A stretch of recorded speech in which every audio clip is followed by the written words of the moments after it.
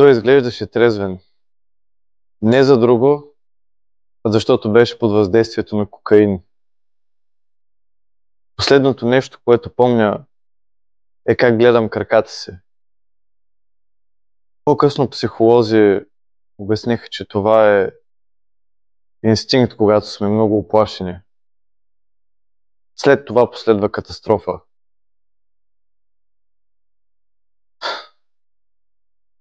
Когато искате да излезете да пинете нещо, следвайте плана.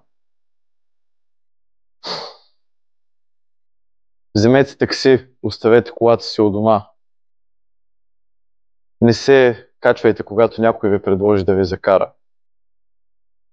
Никога не знаете дали този човек не е под въздействието на нещо друго.